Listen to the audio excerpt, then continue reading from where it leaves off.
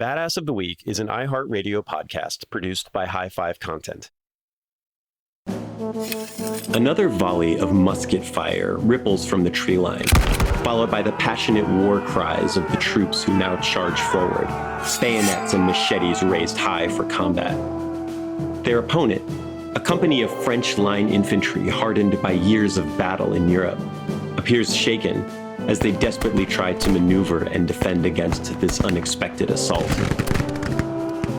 It is 1793. The Caribbean paradise of Saint-Domingue has been a war zone for years now, as the enslaved population of the island battles fiercely for their freedom. The leader of this revolution now sits atop a majestic steed, wearing the uniform of a French officer as he surveys the battle below, looking for any weakness in the enemy line that he can exploit. This is Toussaint L'Ouverture. He was born into slavery on Saint-Domingue, but now he leads the rebellion to overthrow the old system and win freedom for his people. It's a revolution that will pit him not only against the colonial militias of the island, but eventually against the armies of Napoleon Bonaparte himself.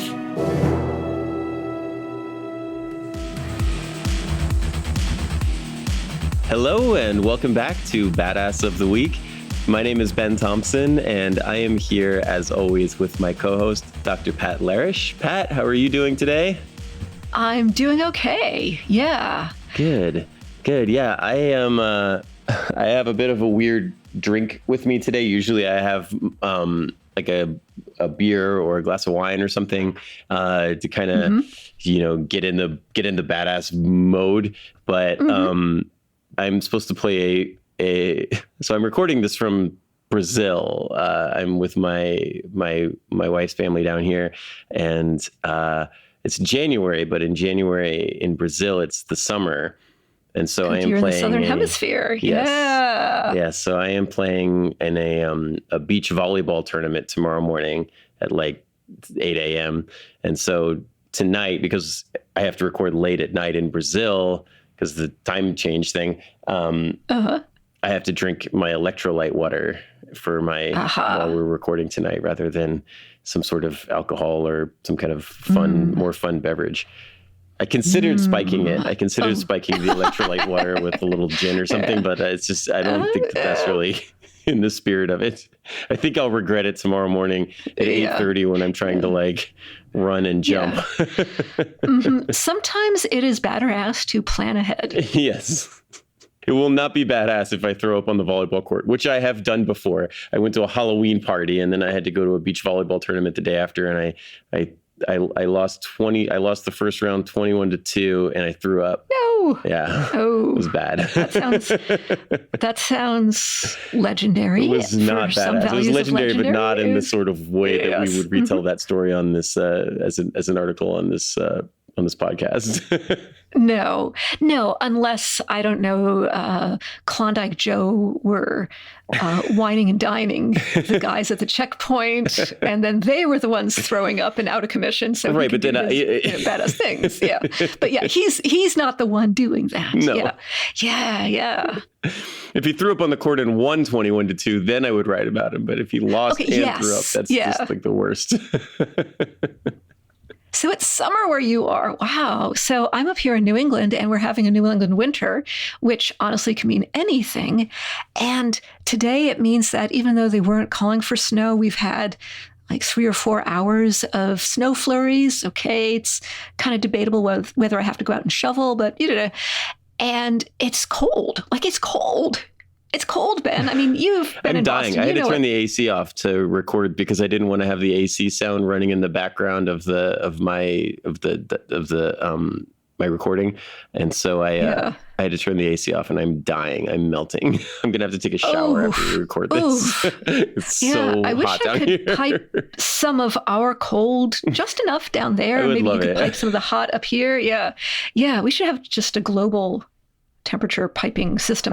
But it is totally weather for staying inside and being totally cozy. And it's soup weather, I just spent the afternoon making soup with whatever I had lying around, involved lentils, onions, garlic, whatever.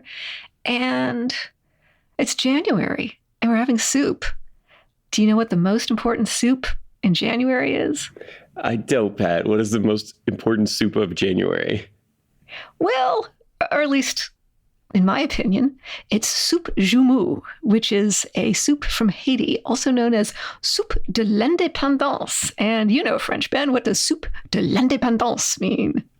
I haven't really studied French since I was a senior in high school, so it's independence soup. Independent soup. Independent soup. Yeah. Oh, independence. Independent soup. Independence. Yeah, I was thinking, Yeah. Okay. Independent soup. Yeah. My understanding of French is just as bad as my terrible French accent when I try to speak it. Yeah. Independent soup. Yeah. Up here we have Independence Day, but they actually have a soup. It's called soup joumou, and you use turban squash, or I guess some other squash if you don't have turban squash lying around. You put in some beef and some soup bones. You puree the squash a little bit. You add potatoes, lots of other vegetables, lots of nice spices. And why is this called Soup of Independence? Well, back in the day, there were plantations and enslavers on Haiti, and the masters ate this soup and did not allow the enslaved people to eat it. They had to cook it for the masters, but they were not allowed to eat it. So when Haiti gained its independence, this soup, which was the forbidden soup, became the Soup of Independence. The forbidden soup. That's awesome. I like that. The forbidden soup. I bet if you had to cook this all the time, and you're like, that smells pretty good, actually. I'm getting hungry just talking about it. Just any forbidden thing, right? If you told me you can't eat this, even if it's something I didn't like that much, I'd be like, hell yeah, I'm eating this. Yeah. So Haitian Independence Day is the 1st of January, and there is a lot of really interesting history involved with Haitian independence and the Haitian independence movement. And I'm really excited to talk about the character that we picked for today, because not only is he an awesome story, but it was recommended to me by my Uncle Fred. My uncle, when we started doing the podcast, he started listening to it, and he really, I don't know if he still listens to it, but hopefully he does. But let's just give a big shout out to your Uncle Fred. Hi, Uncle Fred. Yes. Hi, Ben's Uncle Fred. Yeah. So he was listening to the show, and he's like, I really like your show. You should talk about Toussaint L'Ouverture, because I had a book when I was a kid that I really liked, and it was called Toussaint L'Ouverture, The Slave Who Freed Haiti.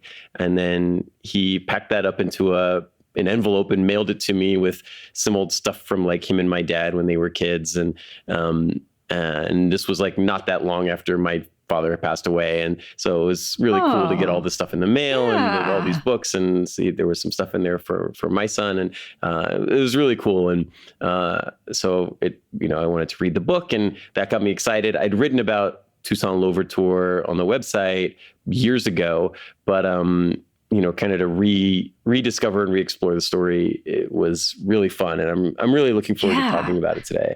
We were talking about forbidden soup, but, before you can, eat the forbidden soup, you have to win the war. And we're going to tell the story of Toussaint L'Ouverture. I don't know. Yeah. And to be fair, even before Haiti won its independence, I want to believe that individual people who were making the soup were sneaking a spoonful here and there. Oh, hell yeah. Of course they were. Yeah. You can't. No way they didn't. Oh, yeah. Yeah. Quality control, right? Yeah. Right. I mean, how do you know if you got the spice mix correct? Yeah. Exactly. And they're sticking it to the man. Yes. Yeah. All for it.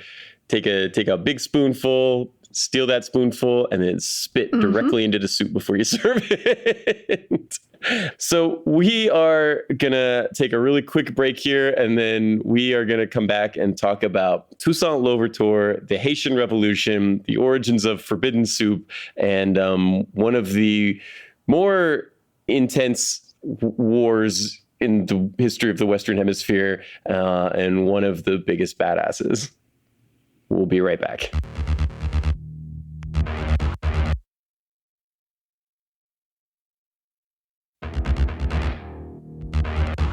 On his first voyage to the New World, Christopher Columbus landed at Hispaniola, And this is a complicated thing to talk about. And we are going to, over the course of this discussion, encounter a lot of things that are very complicated to talk about.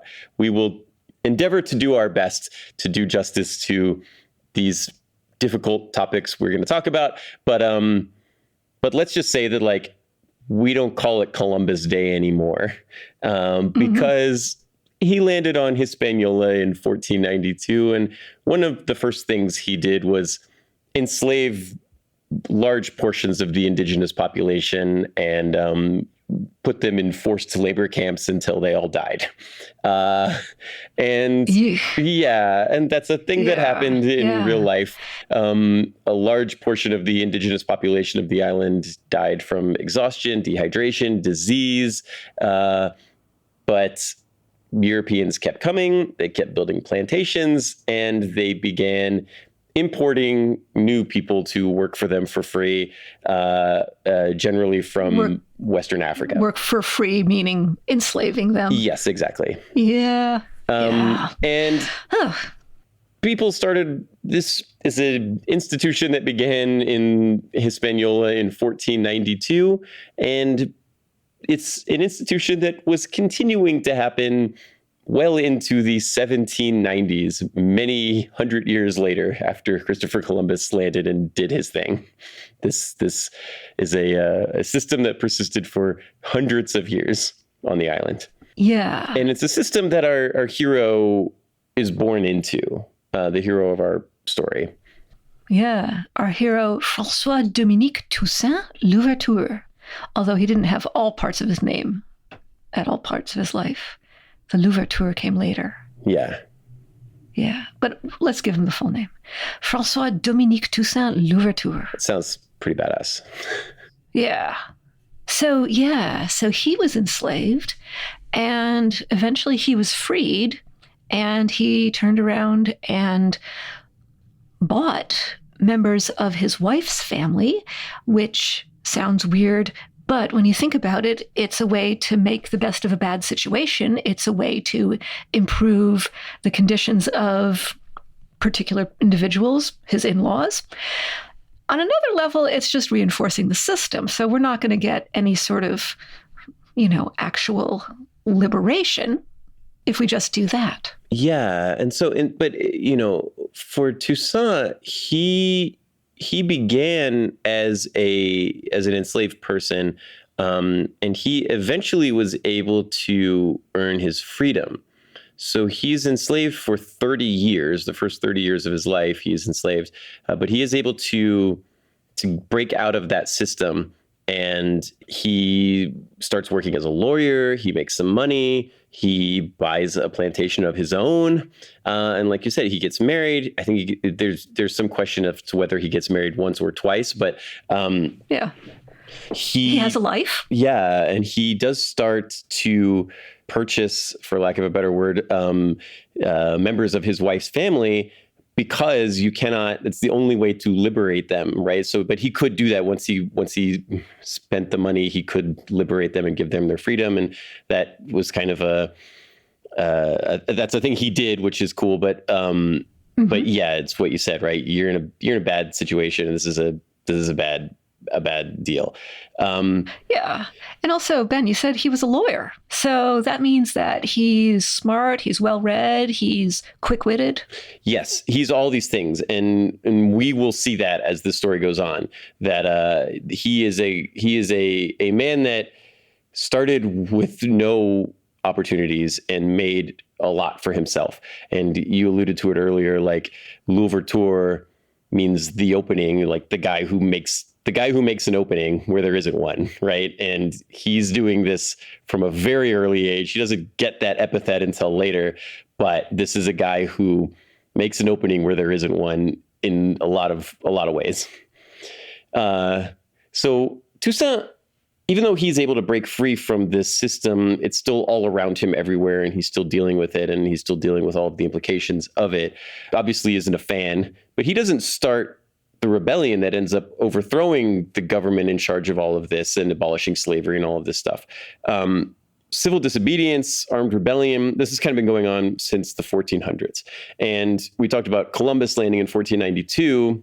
In the couple hundred years since then, the island has gone through some changes. So around the time that we're going to start this story in 1791.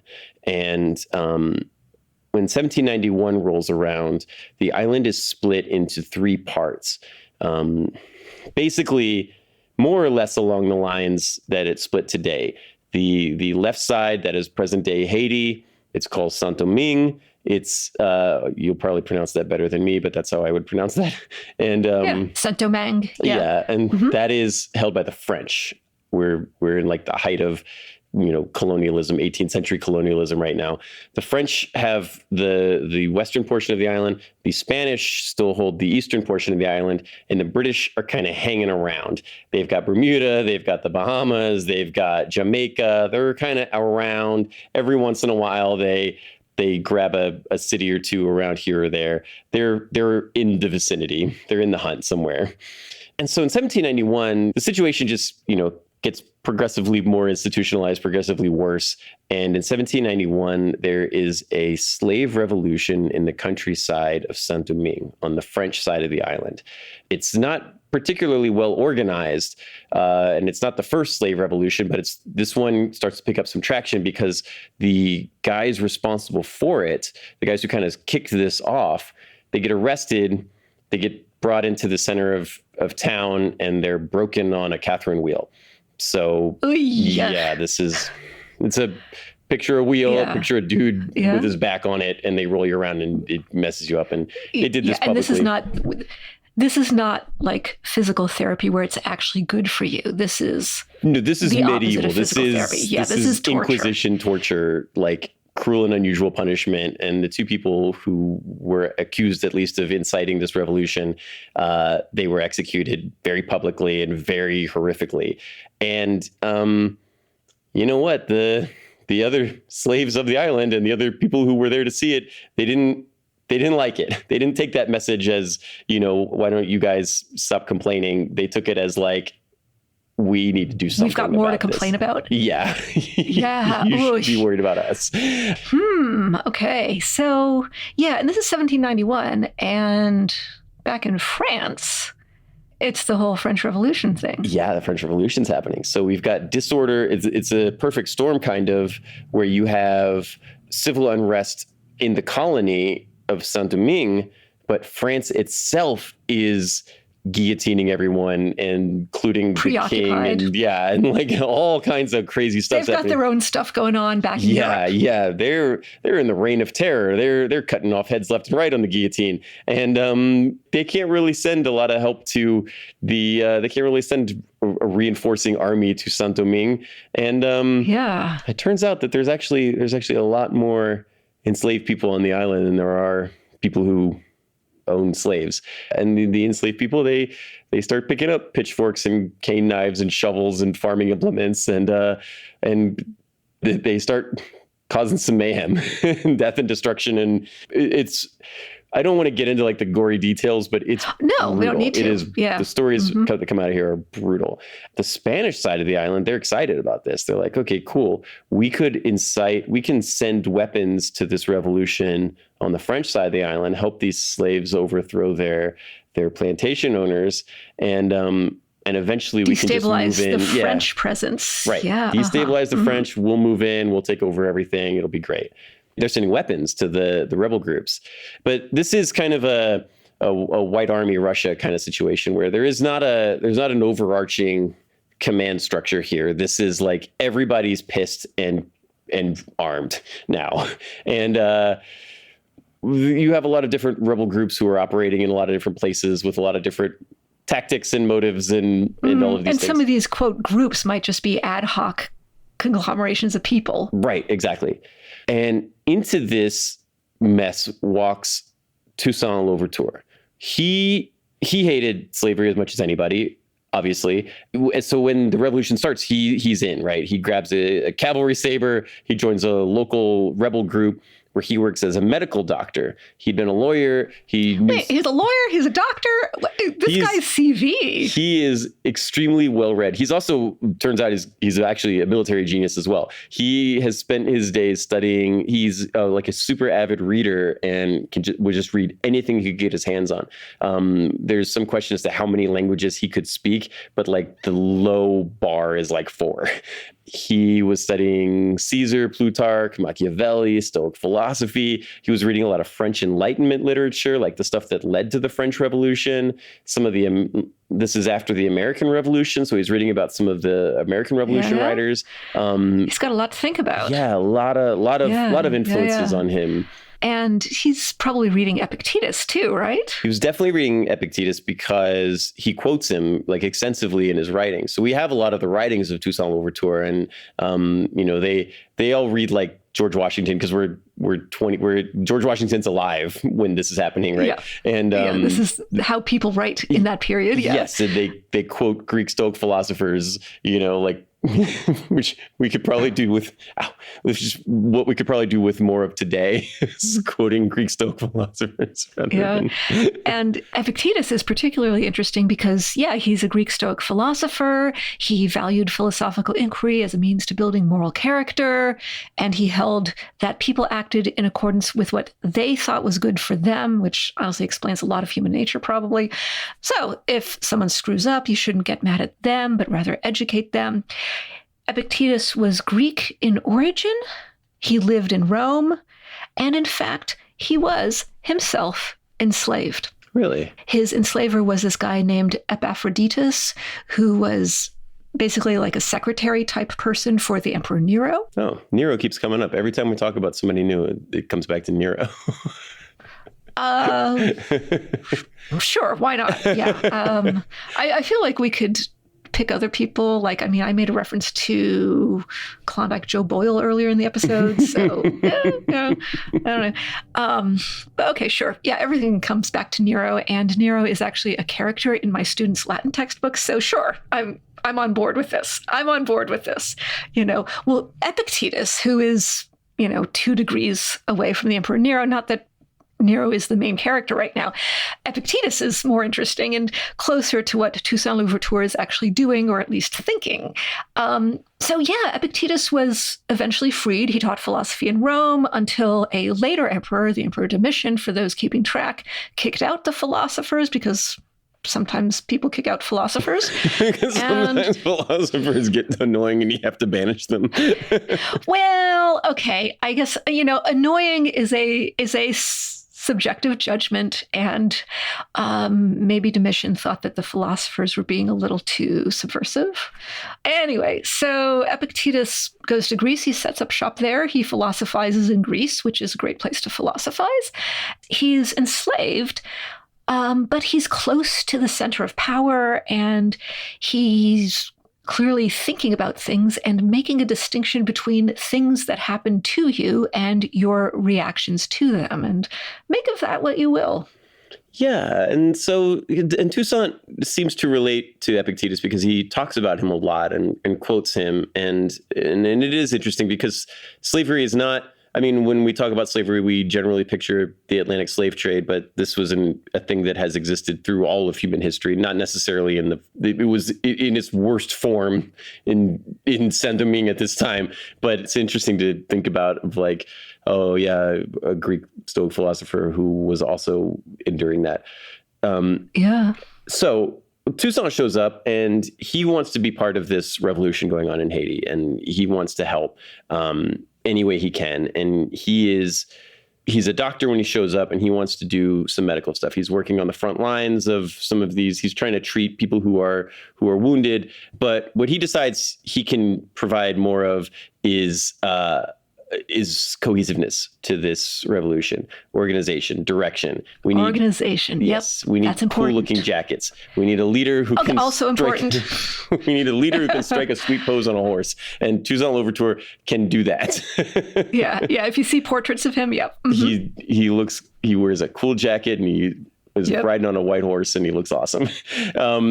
Yeah, he was a student of military history, a student of philosophy, as we've mentioned. And he had kind of come in to treat the wounded, and he ends up kind of taking over as an organizer in much in the same way we talked about Washington, and much in the same way that Washington was able to do with the American Revolution Army, which was provide them leadership, right? He came in, the colonial armies were fragmented. They were kind of arguing with each other a lot of the times. It was hard to get them organized. And then one of the things that made Washington such an effective leader in the American Revolution was that he could come in there and be like, hey guys, look, this is what we're doing.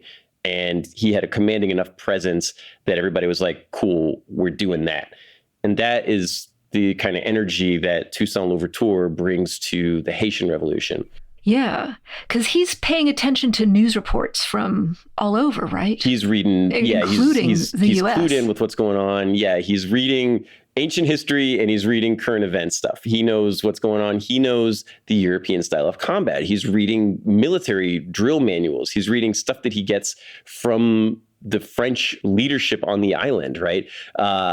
And he starts drilling these troops. He's like, no, like we're not going to just. This isn't going to be some fragmented thing. If we're going to win our independence, we need to organize and be a little bit more disciplined here. So he starts drilling tactics, marching orders. Here's how you hold the rifle. Here's how you reload it. We can do it faster. Mm-hmm. And he starts taking on, like, whereas before the revolution had been these kind of hit and run attacks. You run out, you attack, you run away, and you hope you don't get caught. When Toussaint starts to show up and take over, he is taking on militia units, like trained French soldiers, not running away from them. He's like getting his guys organized, getting them equipped with stuff that they can steal from various armories and whatever. And he's able to fight pitched battles against the island militia, which has never happened in a slave revolution before in the New World. So Toussaint is bringing organization, dare I say, vision to this enterprise. He's striking a chord. He's able to recruit people to his cause. And I want to mention one person in particular because he's a name that'll pop up from time to time. This is Jean-Jacques Dessalines. He's known primarily as Toussaint's lieutenant. And we'll be mentioning him from time to time as we go. It's not 100% certain how Toussaint and Dessalines first met. Some researchers, not all, again, it's not 100% certain, but it's a cool story, so I'm going to tell it. Some researchers think that when Toussaint was freed, he rented a coffee plantation, rented or bought a coffee plantation from his son-in-law. And, okay, it's a coffee plantation. There are people enslaved on it. Dessalines was among the people enslaved there. It's not completely certain, but if we at least allow that this was a possibility or that Toussaint and Dessalines lived in a world where this sort of thing could happen, it's just interesting to think about all the complicated, entangled relationships and power dynamics that could have gone on among Toussaint and those around him in a world where people are enslaved, and sometimes even after you're freed, you might still participate in some of the routines or systems of enslavement because that's the world you're in, you know? Yeah, and we'll see more of this because it is going to get weird and complicated with Dessalines and Toussaint. But but Dessalines shows up and he starts becoming a really powerful ally for Toussaint. He's his top guy, right? Oh yeah. One thing that Toussaint brings to the revolution that is kind of, and one thing that Toussaint wants to bring to this revolution is, up until this point, and we've kind of alluded to it without getting too much into it, is that this has been a very violent revolution, very bloody. You know, no rules of engagement here on either side. Yeah. And the revolutionaries whom we're rooting for in this story are doing horrible things to other human beings. Right. And they're burning towns, that they're burning plantations to the ground. They're killing women and children and innocent civilians. And then the plantation owners are retaliating in a similar manner, right? This is kind of all gloves are off. This is a really, really bloody, brutal combat that's happening here. And what Toussaint wants to bring here is he wants to kind of turn this into more of what we saw with the American Revolution and the early days of the French Revolution.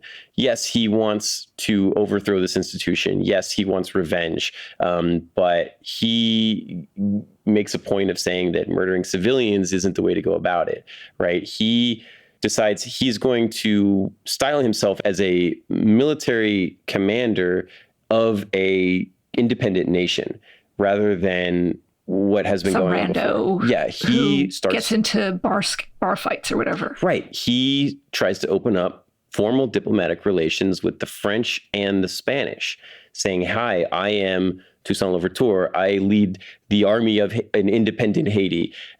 You have to deal with me if you want to proceed. He wants to be, wants to kind of legitimate. We are an independent country and we have our own army and you have to deal with us. The armies are successful, right? Like the French don't like this. The French hate him. They're trying to kill him and they're sending armies after him and he's defeating them. And this is where L'Ouverture comes from, which you said before, Pat. It means the opening or the guy who finds the opening. And he does that. And he does that, the name we believe comes from him being able to always find the opening in the battle. The battle would begin and then he'd find the place where you would commit your reserves in order to overwhelm the enemy and win. He could find the weakness in the enemy formation and exploit it. We'll see that he's good at finding the opening. We've already kind of alluded to this as a great way of describing him as a human being. But what ends up happening with him is he's beating up on the French army and the Spanish are helping him. We said before, the Spanish want the French to lose this so that the Spanish can come take over. Almost certainly, right? So the enemy of my enemy is my friend. Exactly. And Toussaint is getting aid from the Spanish, but they're not really treating him with the respect he thinks he deserves. And he doesn't really he doesn't really feel great about serving the Spanish. He likes getting the guns from them, but he doesn't really believe that all of a sudden they're going to be like, oh, totally cool with this slave revolt on half of the island, but not on our half of the island.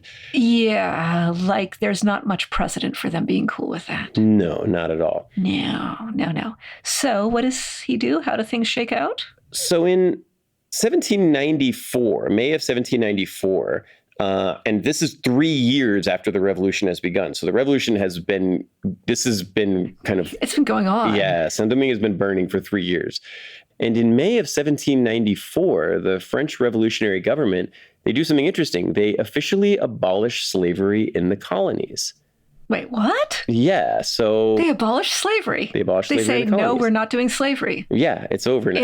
In the colonies. In the colonies. So the Caribbean, they also had colonies in Africa. They abolished slavery in 1794. They were one of the first European countries to do that. They might be the first country in Europe to do that. I don't know if the British beat them to it, but I don't think they did. Yeah. So from Toussaint's point of view, on the one hand, the Spanish are giving them arms. Mm-hmm. On the other hand, the French are abolishing slavery. Right. So what do? Yeah. Toussaint's goal in the war was freedom for his people and the end of slavery in Saint-Domingue. And the French are offering that to him in paper, whereas the Spanish are kind of saying, hey, look, take our guns. It's going to be great. Just trust me. You drive the French off the island, make us, the new leaders, and we'll just have sangrias and everything will be great. Yeah, sangrias do kind of make everything better. But the one side is saying, hey, yeah, vibes. And the other side is saying, we have a piece of paper signed, notarized, witnessed, affidavit, treaty, whatever, I mean, vibes are cool, but I'm going to go with a signed piece of paper. Right. And let alone that, everybody on Saint-Domingue, they're French speakers. They are more, they don't know anything about the Spanish. They're more kind of culturally French. So, yeah. Okay. So the devil you know, and maybe the like officially on paper non-enslaving devil you know. Exactly. So Toussaint has already been fighting alongside the Spanish, and he feels like they've been giving him some like kind of bad assignments, and he feels like he's not quite getting the respect he deserves from them as well. What he does, he pulls the Spanish flags down from his forts, and he runs up the French flag. But one thing I like about him, he offers safe passage to Spanish lines to any of his men and their families who disagree with his decision. He explains to his guys what he's going to do. If you don't like it, you can go back to the Spanish side, go now, and then nothing bad will happen to you. That strikes me as a good leadership move.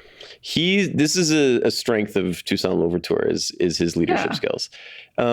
So now he's back with the French army, and Saint-Domingue is now in kind of this weird state where they're basically French allied, but they're still kind of a French colony, and but things are changing. Anyway, he starts leading French militia units. He starts leading his army against the Spanish and the British, who are mad at him. The British just showed up. They show up every once in a while, and they showed up and they were like, "Oh, we're just trying to maintain stability in Jamaica by stealing some towns down here." Oh yeah, maintain stability. Yeah. And so he goes and he beats up on the British and he knocks them off the island. And then he goes after the Spanish and he starts defeating them. Pushes them out of Saint-Domingue back to their side of the island, the present-day Dominican Republic. The Spanish, they send reinforcements. They send regular army units from Spain, like trained guys who have like fought in wars, European wars. All the way across the Atlantic, because apparently this is important to them. Right. Yeah. They want to maintain, they had a chance of getting this island. And this island produces valuable things, right? It produces coffee and sugar and things that people want and that you can't make. And you can't make it. If you want sugar in your tea in England, you have to buy it from somebody in the Caribbean, right? Yep. And these armies show up, and what they end up encountering is not just Toussaint Louverture's army, but also yellow fever. Yellow fever, which sounds like maybe, your temperature goes up and it's an excuse to take a sick day and stay home and like drink fluids and watch cartoons or something. But actually, it's also known as the Black Vomit. Yes, the British called it the Black Vomit. And it decimated their troops to the point where a couple of regiments that were stationed in England received orders that they were going to be dispatched to Haiti to reinforce the troops there. And they literally mutinied against their officers because they can't say that I blame them. Yes. Yeah. And so Toussaint, these armies show up and they get decimated before Toussaint even has to fire a bullet at them. And when they're weakened and sick and black vomiting, he shows up at the worst possible time and finds the opening, and they surrender or they die. And when those are your options. And so Toussaint has become a force here. And he gives this great speech around this time where he says, "Brothers and friends, I am Toussaint L'Ouverture. Perhaps my name has made itself known to you. I have undertaken vengeance. I want liberty and equality to reign in Saint-Domingue. I am working to make that happen. Unite yourselves to us, brothers, and fight for the same cause." And this is what they're going to do. And we're going to see how that works out after this break.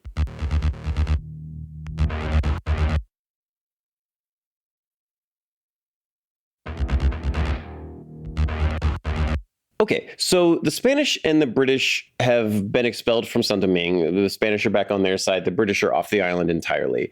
The war comes to an end, and Toussaint Louverture finds himself the most prominent commander in the winning side of the war. There's still a couple other groups of rebels that are operating in Haiti, but he is kind of the main force here.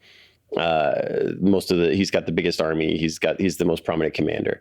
Now he's kind of got almost the best of both worlds now, where he is still part of the French. He's still a French citizen. He's still in the French colony, but slavery is abolished and it's over. And that's been taken care of. Everybody in Haiti is receiving a paid wage for their work, which is great. So the French are in charge of the island, but details. Yeah. Kind of. Yeah. And so things are going okay. But what ends up happening is not everybody is super excited about Toussaint L'Ouverture and the revolution here. Let me guess. Plantation owners who all of a sudden lost their free labor? Yeah, guys who started having to pay their employees, they didn't like it. Yeah, that's corporate. Yeah. That's the corporate world for you. Yeah. Yeah, and so in March of 1796, these guys, these ex-plantation owners, or they're still plantation owners, but they're slightly less rich now because they have to pay people. They capture the governor of Haiti in March of 1796 and imprison him because they are they're upset about the feudal system being overthrown or whatever. So Toussaint L'Ouverture does what you would expect him to do. He mobilizes his army and marches out there, crushes these counter-revolutionaries, rescues the governor. And the governor is so happy he appoints Toussaint the lieutenant governor of Haiti and commander-in-chief of all of the island's military forces. Oh, wow. Okay. So he's appointed lieutenant governor of Haiti. Okay, which was actually kind of still known as Saint-Domingue. Yeah. So that's nice. So does that mean he's part of the system now? Or what does this mean? Or what does this enable? He takes advantage of this situation, right? He finds, what does he do with this? He becomes the overall commander of all military forces in Saint-Domingue, which he wasn't before. And he has this lieutenant governor position, which is second to the governor, who is appointed by the court in France, like the highest ranking guy on the island, right? And so what does Toussaint do? He attacks into the Spanish side of the island. Remember, they were kind of over there hanging around. He pushed them out of Saint-Domingue and he goes into the Spanish side of the island and starts taking them on and defeating them and pushing them back, because every town he takes from them, there's still slavery happening on this island, this Hispaniola island, right? Like he doesn't like it. There's enslaved people. Yes, there's Spanish speaking instead of French speaking, but it's still not cool. So he leads. That's details. Yeah. He incites a revolution on the Spanish side, throws Spain off the island entirely, retakes the entire island and abolishes slavery on all of it. Whoa. Wait, he's just like, okay, yoink, you're gone. Yeah. A few years after he's rescued the lieutenant governor from being captured, by 1801, Toussaint L'Ouverture has defeated every European army on the island. He's united Saint-Domingue. He's united all of Hispaniola. The British are gone. The Spanish are gone. The French are now in control of the entire island, but the French have abolished slavery. They haven't gone back on that. Toussaint is cool with this, right? For now, and they're helping him out. He is able to defeat. And remember, he did defeat the French army as well. So he's defeated all three armies. Mm-hmm. He's in charge of the entire island. He appoints himself governor for life of Haiti. Great. Okay. Yeah. Okay. So also, fun fact, somewhere in here, Toussaint and his lieutenant Saline use every tactic they have. And they even threaten to arrest a French diplomat for being a, quote, troublemaker. That's some sort of style. Some French diplomat showed up and was like, maybe you shouldn't unilaterally declare war on Spain and Britain. And he's like, you troublemaker. Yeah.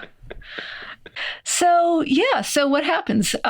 Does he get to kick back and relax and drink sangrias or whatever the non-Spanish equivalent is? I think it's just champagne.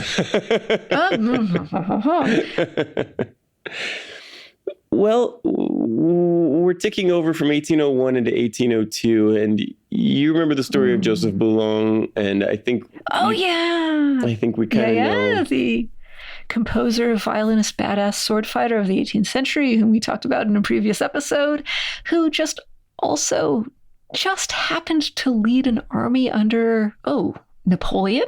Napoleon happens, yes. So the French Revolution has its... Napoleon happens. That's a way to describe Napoleon. Napoleon happens, yeah. Napoleon happens, yeah.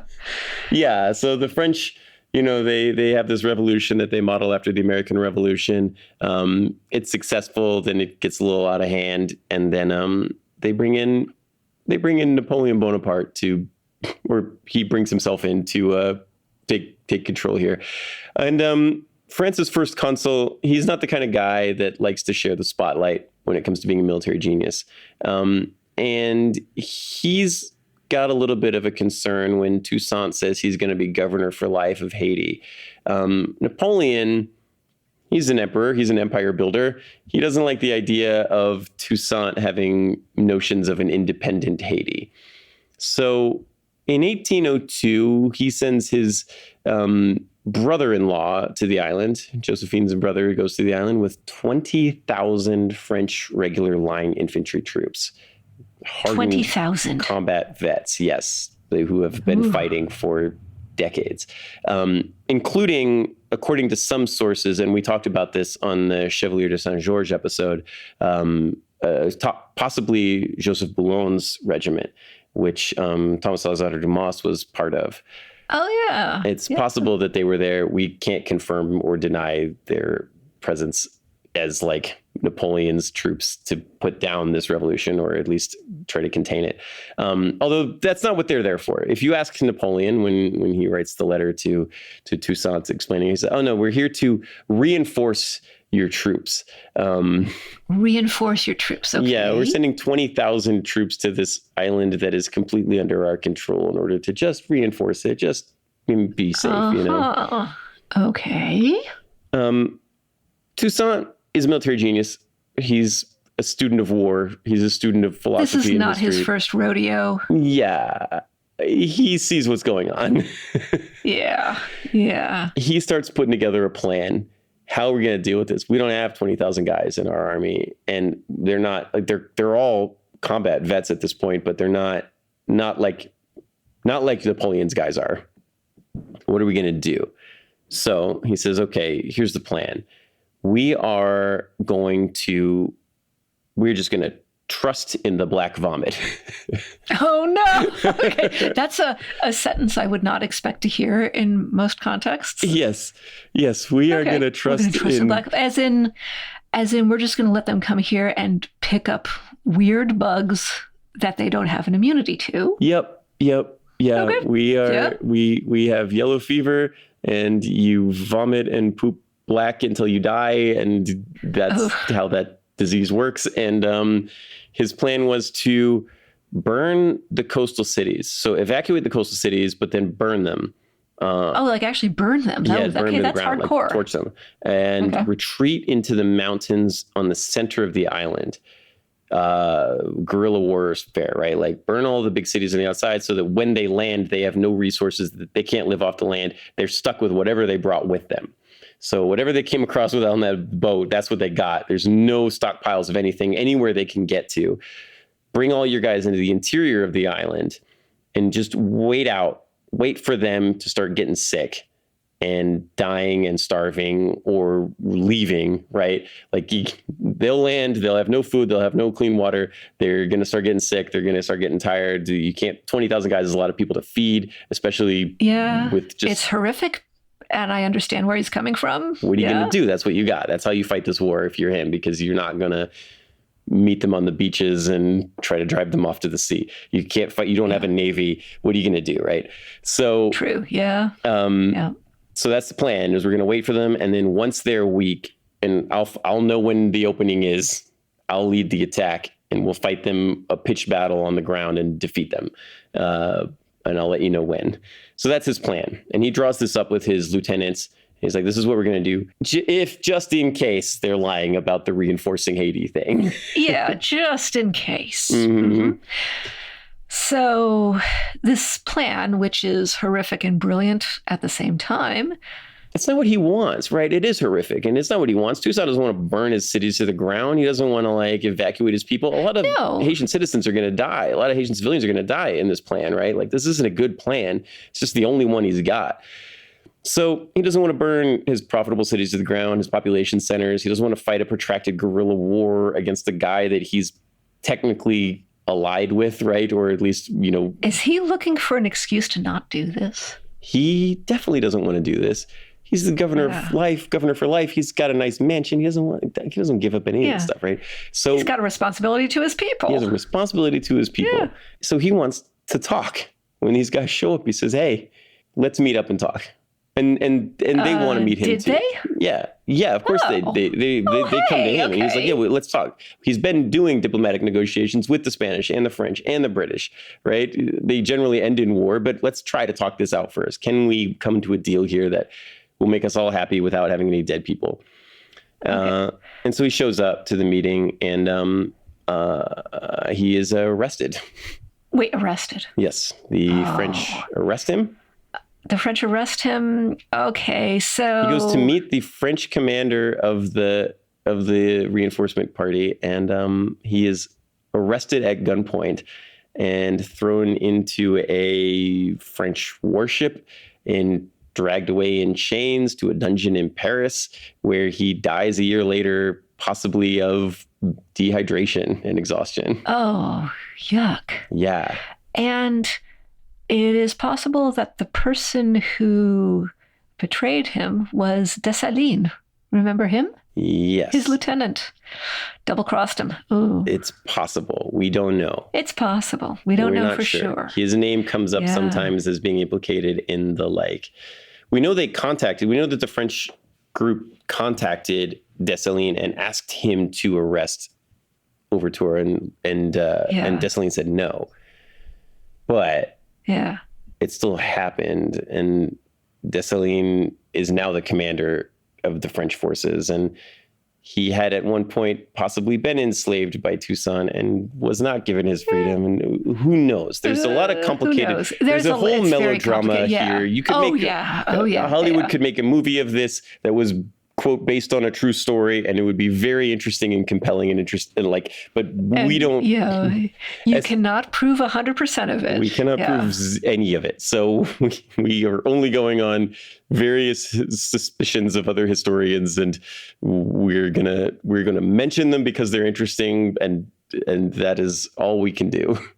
I am not qualified to comment on this because I wasn't there. Yeah. R.I.P. Toussaint. Yeah. Among his last words as he's being imprisoned as a completely illegally against all manner of international diplomacy rules and gentlemanly behavior in the 19th century and everything could you imagine George Washington showing up to parley with Cornwallis, and then he just gets arrested by the British. That's the end of his story, right?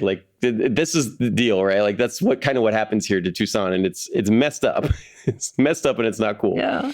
But one of his last words is apparently he's talking to one of his captors, and he says, "In overthrowing me, you have only cut down in Saint-Domingue the trunk of the tree of liberty. It will spring up again from the roots, for they are many and deep." And he was not wrong. Because while Napoleon may have been a master strategist, he hadn't counted on one thing, which was that Toussaint had been doing this for over a decade. He'd built up infrastructure, national identity, a unified army, well-drilled, well-trained, people who had found freedom and loved it and were going to fight and die to keep it. When the people of Saint-Domingue heard what had happened with the double cross of Toussaint L'Ouverture, they knew that Napoleon hadn't come in peace. They knew he was going to conquer the island. They feared he would re-enslave the population. And they fought against the French tooth and nail.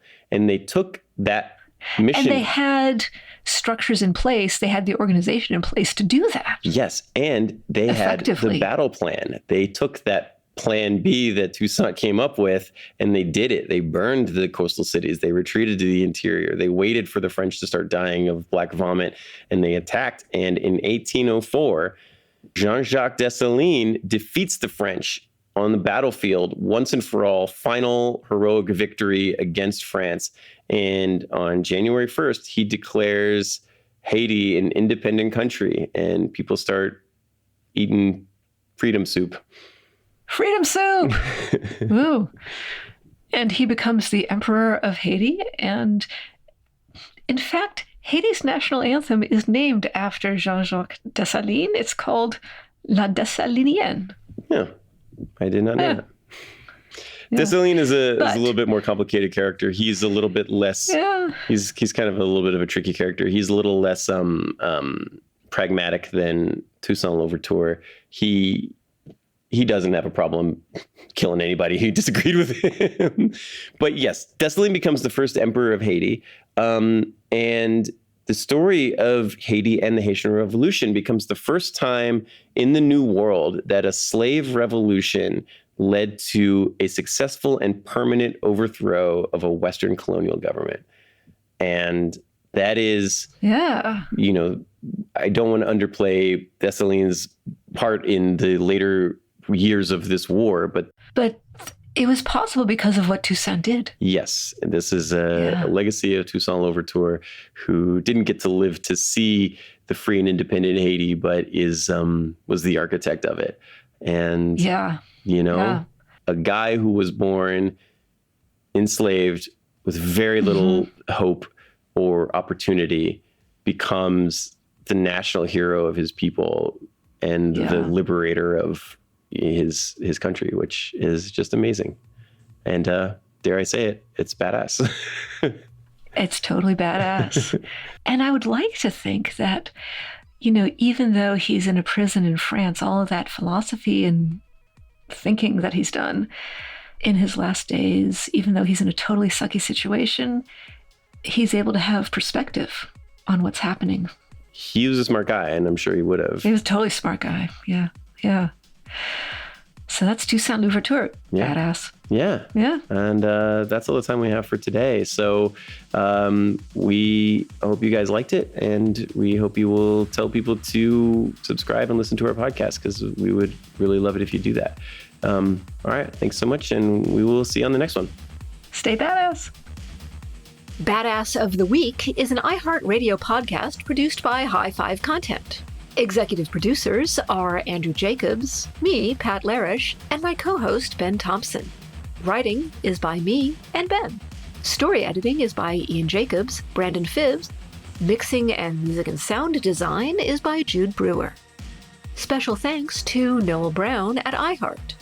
Badass of the Week is based on the website badassoftheweek.com, where you can read all sorts of stories about other badasses. If you want to reach out with questions, ideas, you can email us at badasspodcast@badassoftheweek.com. If you like the podcast, subscribe, follow, listen, and tell your friends and your enemies if you want, as we'll be back next week with another one. For more podcasts from iHeartRadio, visit the iHeartRadio app, Apple Podcasts, or wherever you get your podcasts.